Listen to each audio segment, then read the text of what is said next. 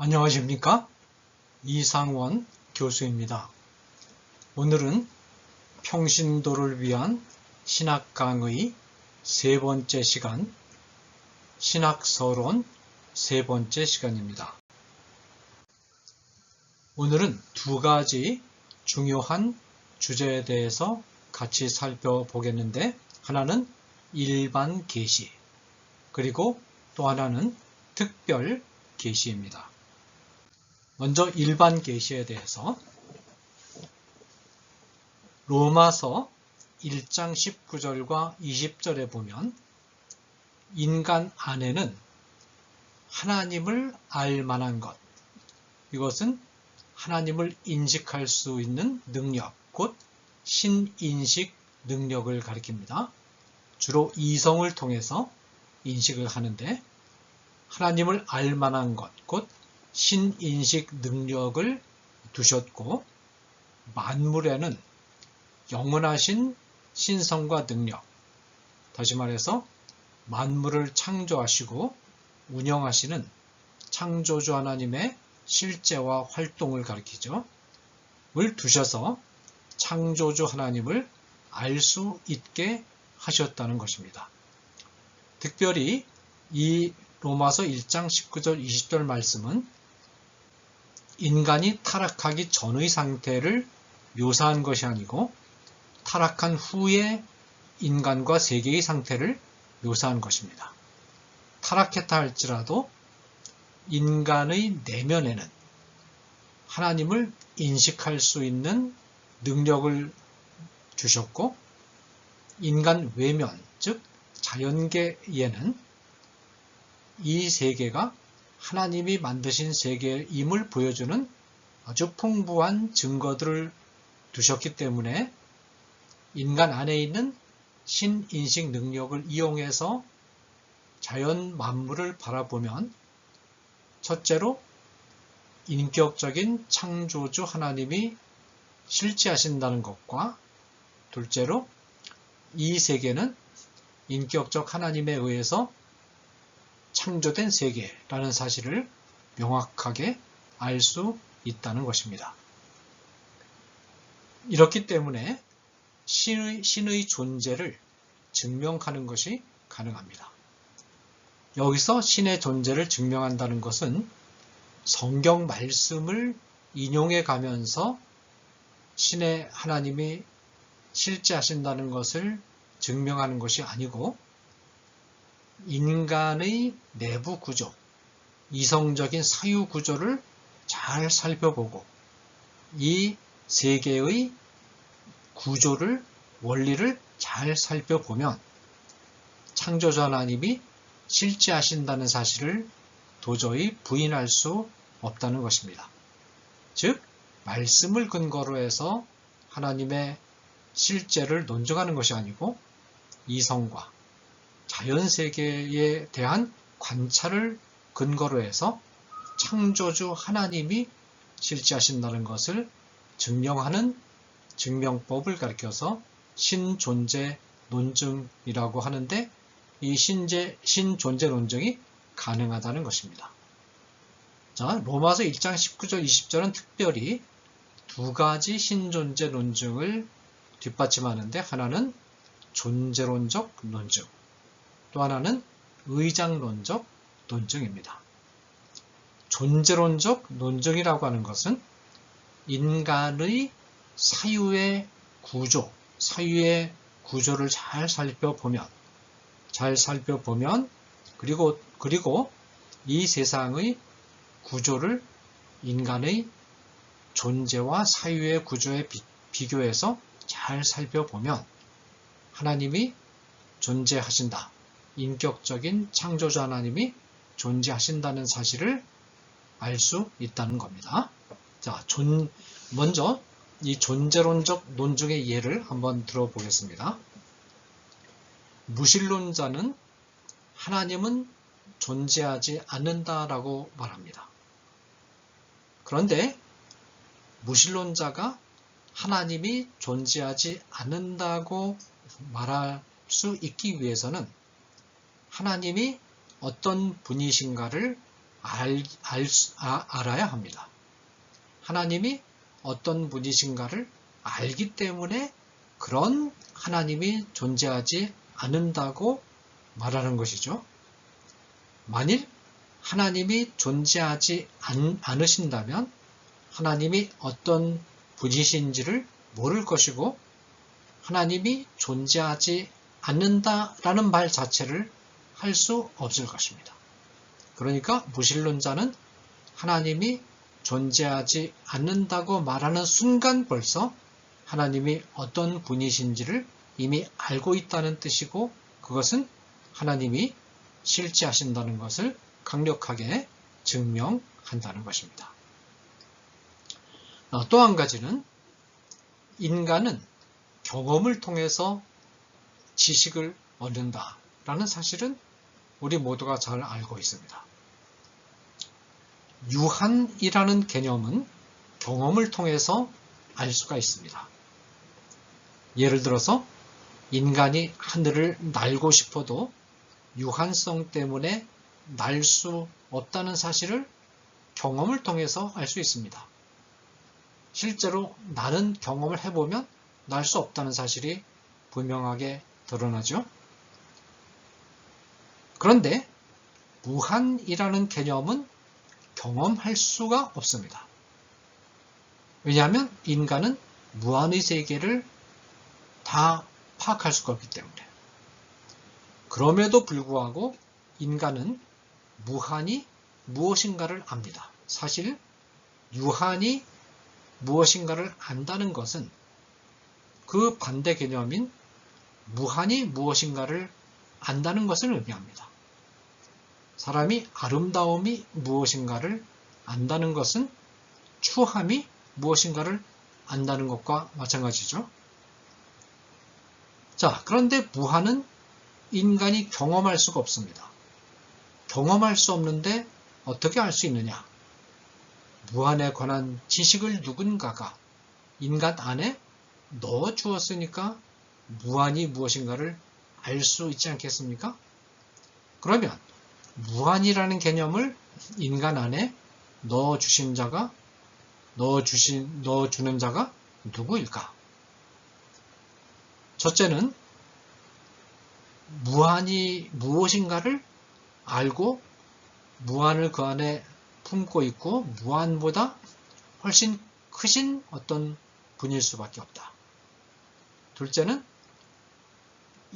인간이 인격인 것처럼 인격을 가지고 있어서 의사소통이 가능한 존재일 수밖에 없다.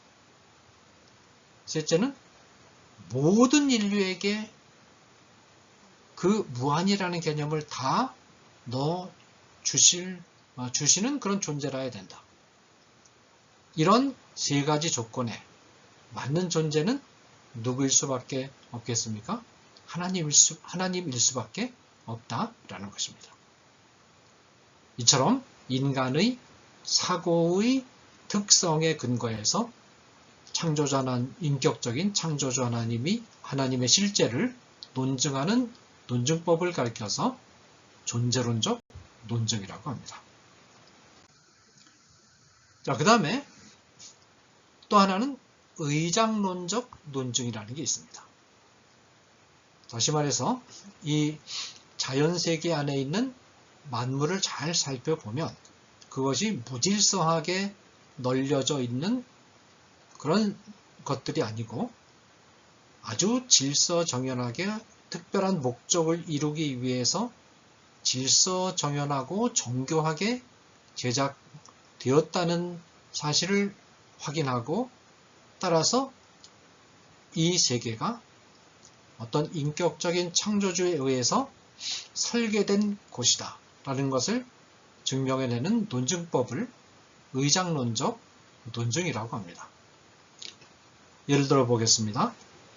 보잉 747기가 어떻게 등장했는가? 보잉 747기가 땅에 묻혀있던 알루미늄 철가루, 알루미늄 가루, 플라스틱 분자들이 수억 년 동안 이합 집산을 반복하다가 어느 날 우연한 조합을 통해서 등장했다고 주장한다면 사람들이 어떻게 생각하겠습니까? 웃음거리가 될 수밖에 없겠죠. 그러면 보잉 747기가 등장하게 된 배경을 어떻게 설명하면 사람들이 납득을 하겠습니까? 보잉 747기는 보잉 747기 밖에 있는 어떤 인격적인 존재자가 머릿속에 보잉 747기에 대한 설계도를 그린 다음에 그 설계도에 따라서 제작했다. 그러면 모든 사람들이 수긍을 하겠죠. 자, 그렇다면 보잉 747기보다 월등한 비행체들이 많습니다. 예를 들어서 파리를 한번 생각해 봅시다. 보잉 747기는 사실은 굉장히 굼뜬 비행체입니다.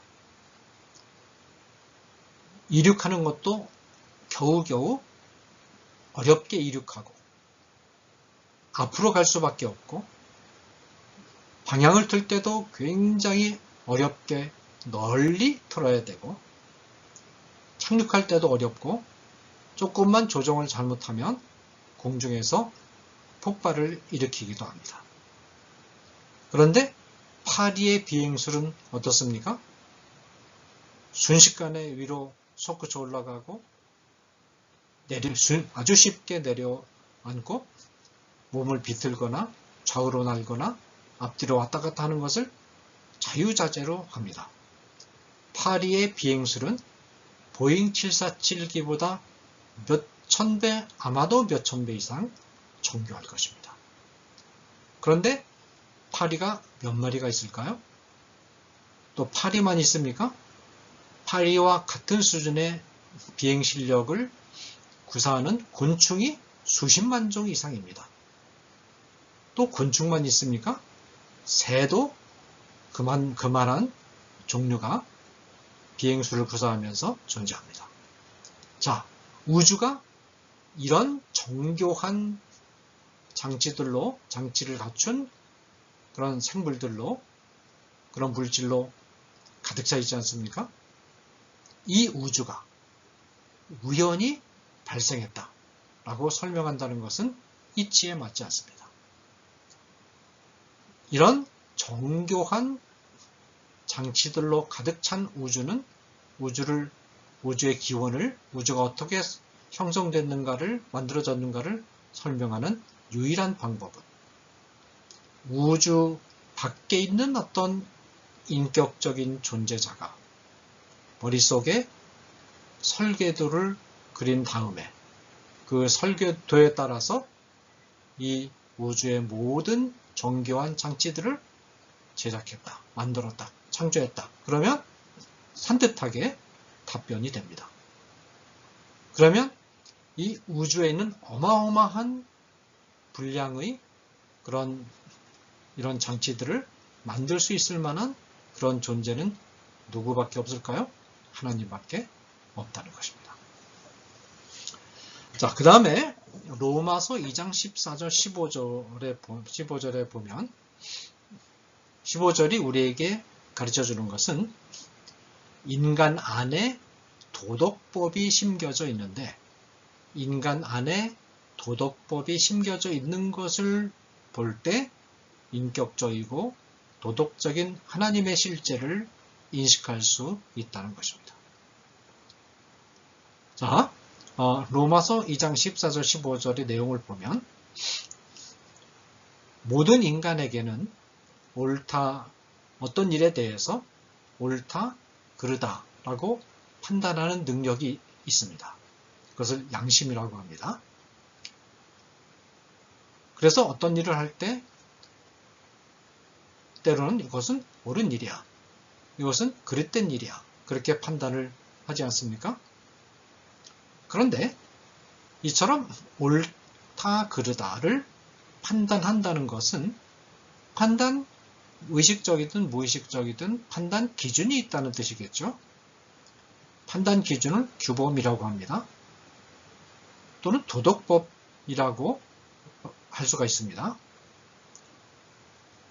인간이 옳다 그르다라고 판단한다는 것은 인간 안에 도덕법, 규범이 있다는 뜻인데, 그런데 그러면 이 규범은 어떻게 형성된 것일까요? 내가 이 규범을 넣어준 적이 없습니다. 내가 넣어준 적이 없는데 그런 판단 기준이 인간 안에 있다는 것은 누군가가 이 규범을 넣어주었다라고 볼 수밖에 없겠죠. 그것이 누구냐라는 것입니다. 우선 첫째로 이 규범을, 도덕법을 넣어줄 수 있기 위해서는 첫째로 인격적인 의사소통이 가능한 존재라야 하고, 둘째는 도덕적인 그런 존재라야 되고, 셋째는 온 인류의 마음속에 모두 규범을 다 넣어주실 정도의 스케일을 가진 분이라야 되겠죠. 그런 분은 누구밖에 없습니까? 하나님밖에 없다는 것입니다. 이것을 도덕적 논증이라고 합니다. 자, 그런데 인류가 타락한 이후에는 타락의 영향을 받아서 일반 계시를 인식할 수 있는 능력이 심각하게 손상되었습니다. 그렇지만 완전히 없어진 것은 아니죠. 조금 전에 말씀드린 것처럼 신존재 논증을 전개할 정도, 즉 창조자 하나님이 실제하시고 인격적인 창조자 하나님이 실제하시고 이 세계가 인격적인 창조자 하나님에 의해서 만들어졌다라는 정도를 증명하기에는 충분할 정도로 일반 계시의 능력이 남아있다는 거죠. 그 외에도 그러면 타락한 이후에는 어느 정도까지 일반 계시가 남아있고 그 한계는 무엇인가 하는 것을 조금 더 정리하는 것이 필요하겠습니다. 첫째로 하나님의 심판이 공정하다는 사실을 인정하지 않을 수 없을 만큼은 일반 계시가 인간 안에 남아있다는 것입니다. 특별히 로마서 2장 12절을 보면 이런 말씀이 있습니다. 율법 없이 범죄한 자는 율법 없이 망하고. 자, 본문이 말하는 율법은 모세의 도덕법을 가리킵니다. 율법이 없는 자들은 모세의 도덕법을 읽어본 일이 없는 자들, 즉 이방인들을 가리킵니다. 본인의 책임이 성경 말씀 도덕법이 주어졌는데도 본인이 의도적으로 안 읽은 그런 경우가 아니라 본인에게 책임이 없는 그런 이유로 모세의 율법을 읽을 수 없었던 자들. 예를 들어서 우리나라에 복음이 전달되기 전에 살았던 조상들. 이런 사람들을 주로 이제 가리키죠.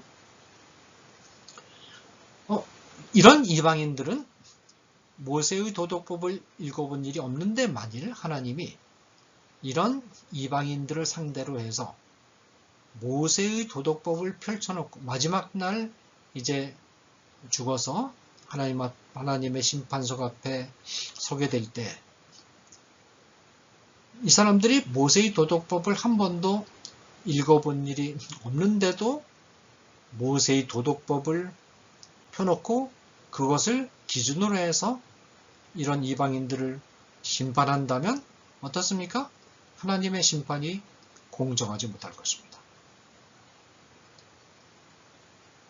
따라서 하나님은 모세의 도덕법을 한 번도 본인에게 책임이 없는 어떤 그런 이유로 읽어보지 못한 이방인들을 심판하실 때는 모세의 도덕법, 성경 말씀을 근거로 해서 심판하시지 않고 마음에 하나님께서 모든 인류에게 심어두시고 아담과 하와가 타락한 이후에도 여전히 어느 정도 남아있는 그 도덕법을 기준으로 해서 하나님이 심판을 하신다는 것입니다. 그렇기 때문에 이방인에 대한 하나님의 심판은 공정한 심판이고 하나님의 심판이 공정한 심판이 되도록 할 만큼은 마음속의 도덕법이 남아 있다는 것입니다.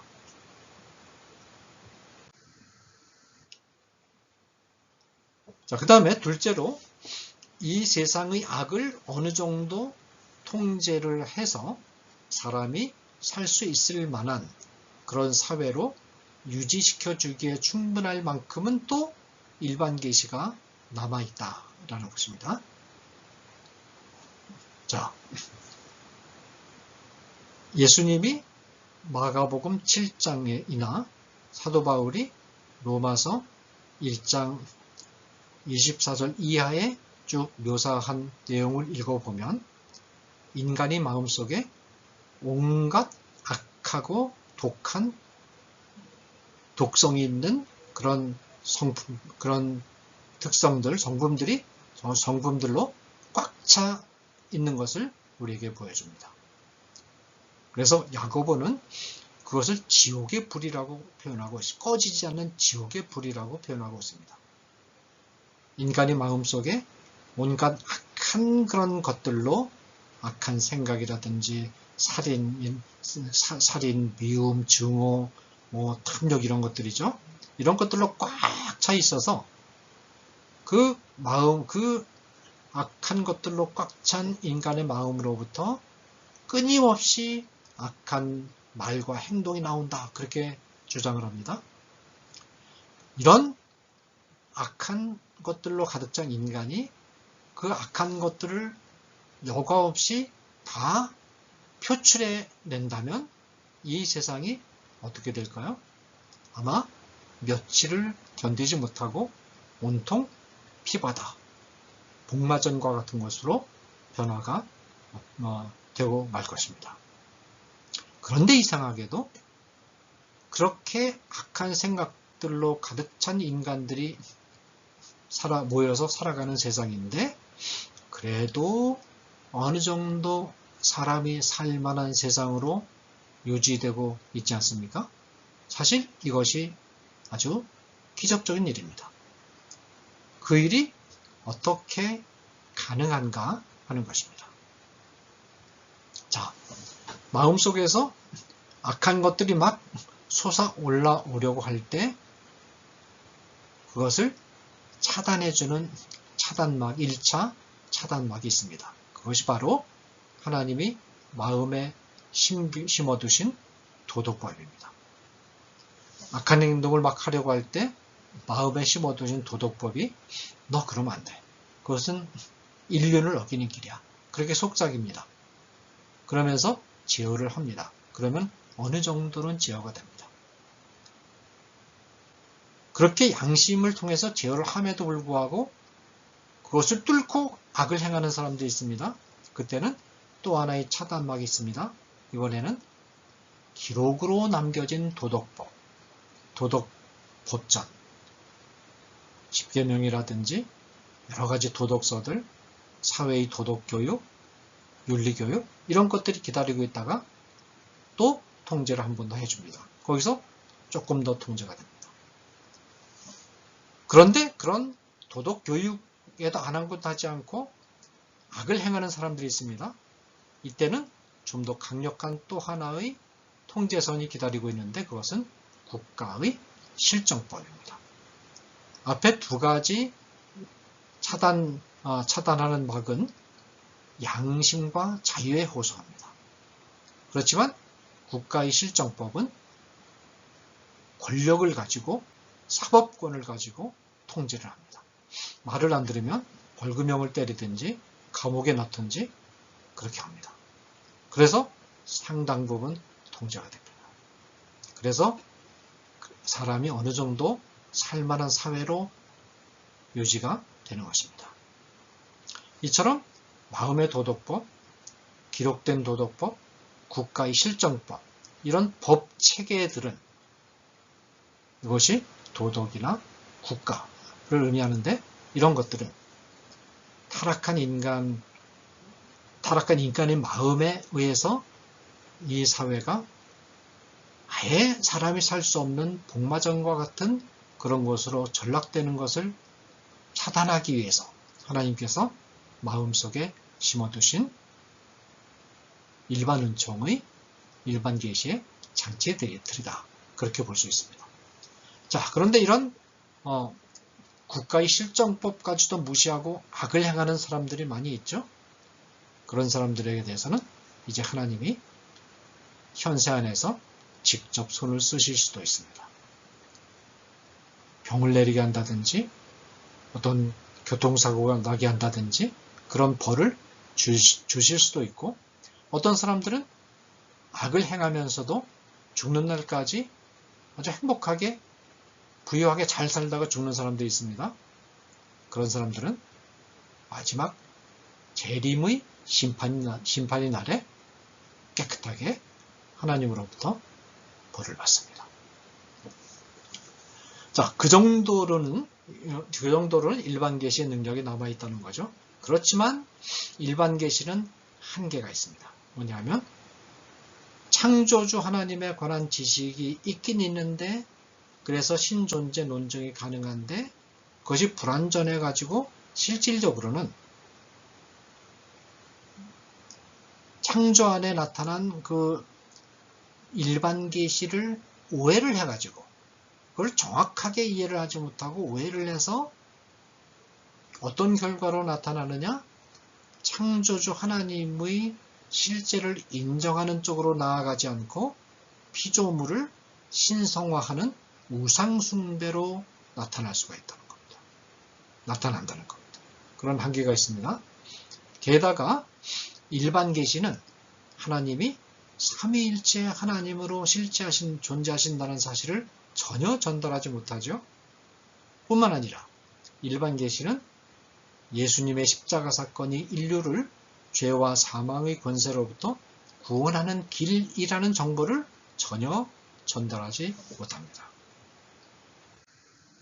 따라서 하나님은 이와 같은 일반 계시의 불완전함을 보완하시기 위해서 비상한 특별한 계시를 주셔야만 됐다라는 것입니다. 그래서 이제 논의를 특별 계시로 넘어가게 됩니다. 특별 계시가 왜 필요한가? 예를 들어서 어떤 도시에 화재가 발생해서 도시에 있는 모든 집들이 다 불타고 있는 비상한 상황이 발생했습니다. 어떻게 해야 이 화재를 진압할 수 있겠습니까? 소방차 몇 대를 동원해서 물을 뿌리면 화재 진압이 가능할까요? 불가능합니다. 방법은 하나입니다. 특별히 하늘에서 비가 내려야 화재 진압이 됩니다. 이처럼 온 인류가 타락해서 온 인류의 마음속에 지옥불과 같은 악의 불이 불타오르고 있는 비상한 상황. 이 상황은 죄로 말미암아 손상되어서 희미해진 일반 계시만을 가지고는 타개할 수가 없습니다. 끌 수가 없습니다. 창조주 하나님이 존재하신다는 것과 하나님의 사역에 대해서도 더 명료하게 계시가 되어야 되고, 일반 계시가 전혀 알려주지 않고 있는 삼위일체 하나님, 그리고 십자가 구원의 길에 대한 정보도 필요합니다. 따라서 하나님은 특별하고 비상한 방법으로 새로운 계시를 주셔야만 되는데 그것을 특별 계시라고 합니다. 자, 그러면 특별 계시는 어떤 방법으로 나타났는가? 특별 계시는 세 가지 방편을 통해서 나타났는데, 첫째는 하나님이 직접 인간에게 찾아오시는 방법, 그래서 말씀해 주시는 방법, 이것을 신현이라고 합니다. 테오파니, 하나님이 직접 나타나셨다. 둘째는 하나님이 하나님 자신의 언어, 인간의 언어, 제비, 우림과 둠밈 등을 통한 의사 전달 방식으로, 즉 예언의 방식으로 자기 자신을 전달하실 수 있었다라는 것입니다. 이 우림과 둠밈은 구약 시대에 제사장의 가슴에 넣어둔 두 돌을 가리키는데, 이 돌이 하나님께서 이 돌을 특별히 이용하셔서 진실을 얘기할 때와 진실을 얘기하지 않을 때 돌의 빛이 달라지는 이런 방법으로 말하자면 하나님의 활동하심을 나타낸 하나의 장치를 우림과 둠밈이라고 합니다. 그 다음에 셋째는 기적이라는 방법으로, 이렇게 해서 신현, 예언, 기적과 같은 방법으로 자신을 드러내셨다는 겁니다. 그럼 특별계시의 내용은 뭐냐? 그리고 특별계시는 점진성을 가지고 있다는 점. 특별계시의 내용은 손상된 일반 계시에 나타난 불완전한 창조주 하나님의 본성과 사역을 보완해서 창조주 하나님이 살아계신, 인격적인 창조주 하나님이 살아계신다는 사실을 좀 더 명료하게 드러내고, 하나님이 성부, 성자, 성령 삼위일체 하나님으로 존재하신다는 사실을 분명하게 보여주고, 죄와 사망의 권세로부터 해방될 수 있는 구원의 길은 십자가의 길이라는 것을 분명히 보여주기 위해서 특별계시가 주어졌다라는 것입니다. 이것이 특별계시의 내용이라는 것입니다. 자, 그런데 이 특별계시의 내용들은 시간이 지남에 따라서 점점 더 명료해지고 풍부해졌다. 이것을 특별계시의 점진성이라고 말합니다. 구약 때는 하나님이 직접 특정한 몇몇 인물에게 찾아오셨습니다. 신현의 방식으로. 그러다가 신약시대로 들어오셔서 성육신 하셨죠. 육체를 입고 나타나셔서 훨씬 더 많은 사람들에게 자신을 보여주셨습니다.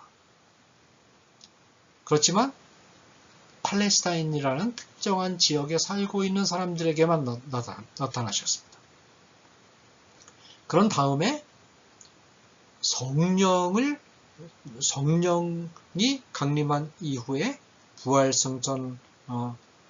예수님이 부활승천하신 후 오순절날 성령을 통해서 강림하셨죠. 그 이후에는 성령을 통해서 모든 신자들에게 보편적으로 나타나셨습니다. 그런데 모든 신자들에게 나타났지만 불신자들에게는 가려져 있었습니다.